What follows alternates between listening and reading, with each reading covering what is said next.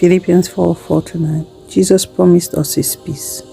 In John 14:27, he says he leaves us his peace, not as the world gives. But it sometimes seems like it's not happening.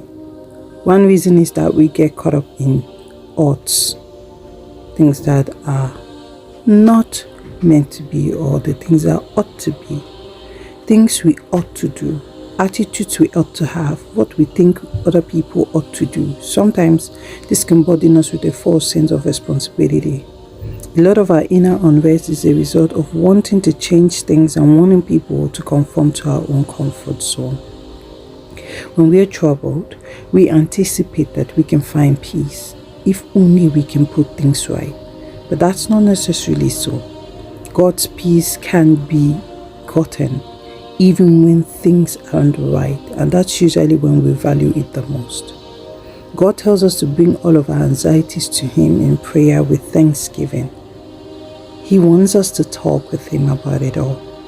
Whether we're unburdening or petitioning, we're urged to relinquish our cares to God and to fill our minds with truth-based thoughts that will build us up. When our cares have been entrusted to God in obedience, a peace of God that passes understanding begins to take effect. It's often after we've been obedient in giving our cares, all of it, that is, and worries to God. After we've realized anew that he is more than able to work in and through them all. After we've thanked him for his ever-present help and comfort, that we're truly able to hear his words of direction. Our next steps are then powered by the peace of God. Philippians 4:4-9 is so profound. It's not saying that we don't have worries. It's not saying that things cannot make us anxious. It is not saying that everything is perfect or right in our lives.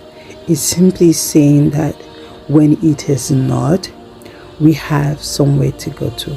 Remember this song by Whitney Houston?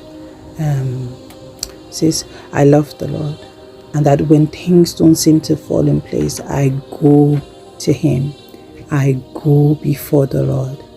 And it's a very beautiful place to go to because you are guaranteed some privacy. You are guaranteed confidentiality from the Lord, and he knows how to fix things. God bless you.